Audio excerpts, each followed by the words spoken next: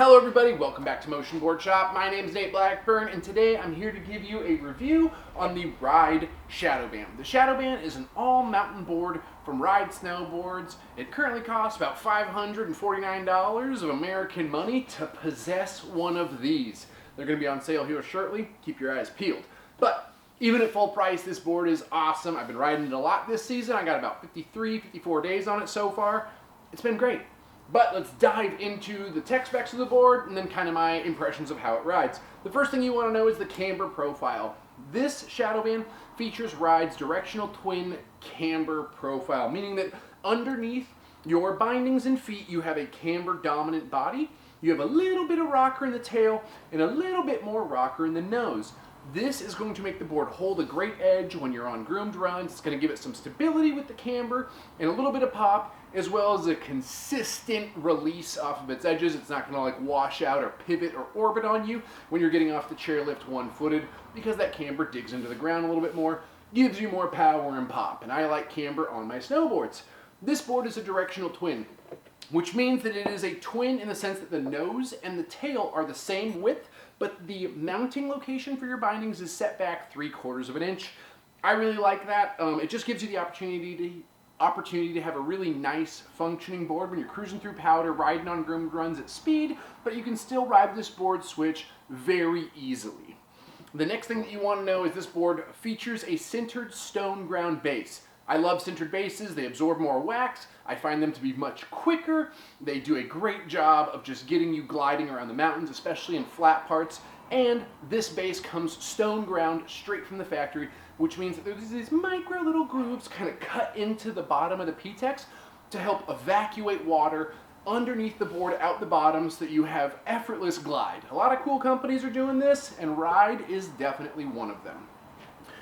They do some really cool stuff. This board's pretty lightweight compared to some other boards. They're doing a pre-preg fiberglass in this, which really helps to cut down on the weight. It makes the board really poppy and very responsive. I like it. It feels similar to other boards that are made that way, and I would tell you that it's not a detractor. After that, underfoot, they have the Carbon Array 3 laminate. What that means is that underneath each foot, you have an X of carbon fiber.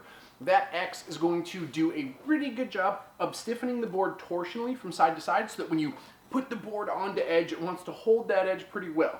But the board's not so stiff torsionally that you can't twist the deck. So if you move your feet in opposite directions, you'll still be able to get some twist out of the board, which helps to keep it playful, fun, and forgiving at lower speeds. But that X underneath each foot is going to do a great job of holding that edge at higher speeds and giving you some more control when you're riding through diverse snow conditions. After that, it's got this thing called impact plates, essentially underneath the binding mounts. There was an additional couple laminates of fiberglass to help displace some of the energy where your binding is so that you don't have like a board crack right on the edge of your binding. That piece of technology you'll probably never notice because the board's unlikely to break underneath your binding because of those double impact plates. And on the off chance that your board gets struck by a unicorn, the board's covered under a 3-year warranty, and Ride is very awesome with their boards. We don't really have to warranty too many of them, but if you do, Ride will take care of you. One of the last things that you want to know, and one of my favorite parts of Ride snowboards, are the urethane sidewalls. As a skateboarder and a longboarder, if you say urethane, I'm immediately interested in what's going on.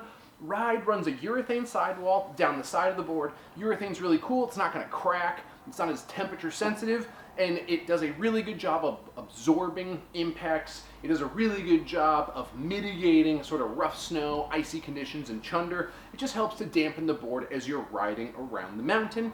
And then after that, they do a roll-in sidewall. They kind of take the top sheet of the board and roll it down into that urethane sidewall. And what that does is it helps to reduce chipping and chunking out of the side of the board so that it lasts longer while looking pretty, which I like. This board comes with a matte top sheet. It's not as slick as some of the other boards that we carry, but I still run mine with a stomp pad because safety first.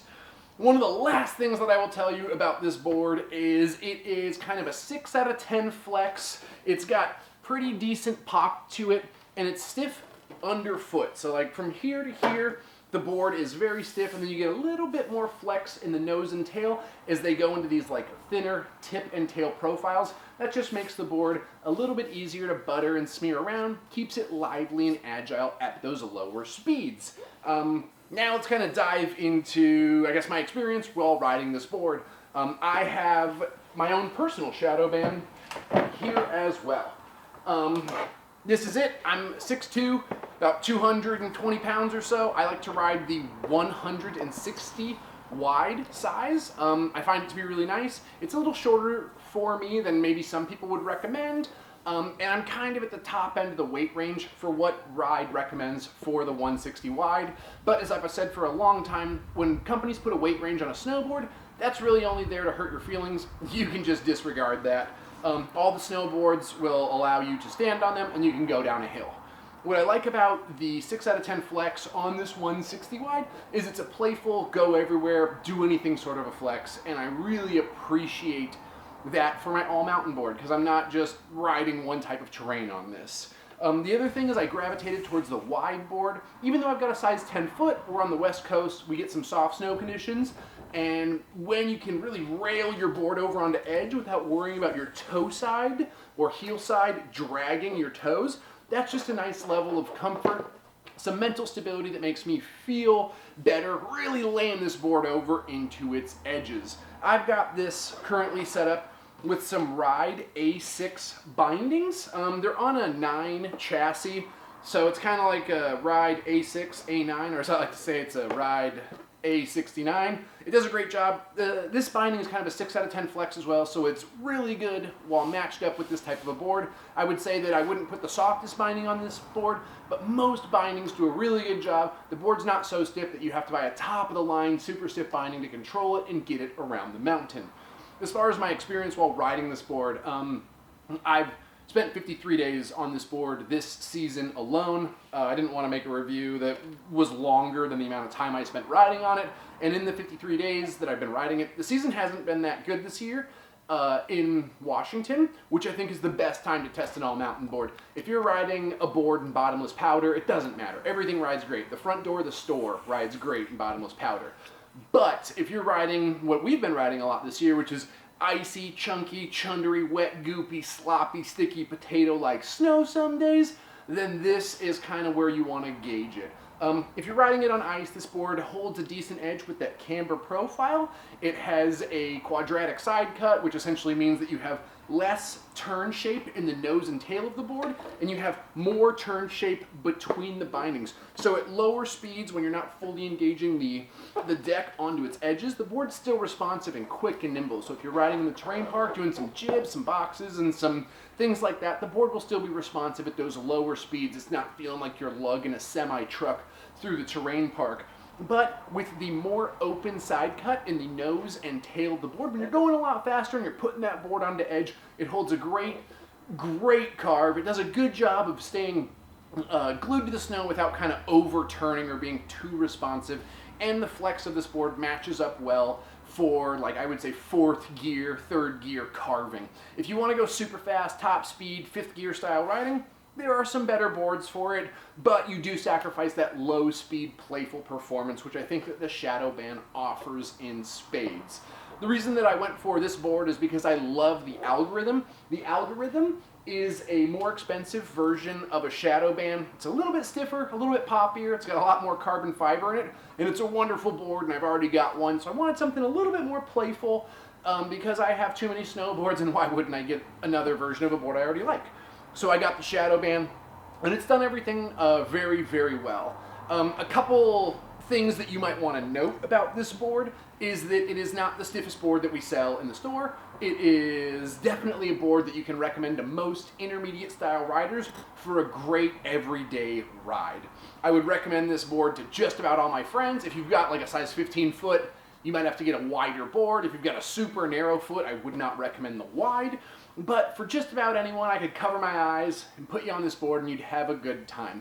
If you're a beginning rider, maybe I wouldn't recommend spending $550 on it, But if you want a board that's going to last you a number of seasons and still ride great after a number of days on it, it's not going to get super soft and soggy. I find that these ride boards do a great job, and the Shadowban is no exception to that.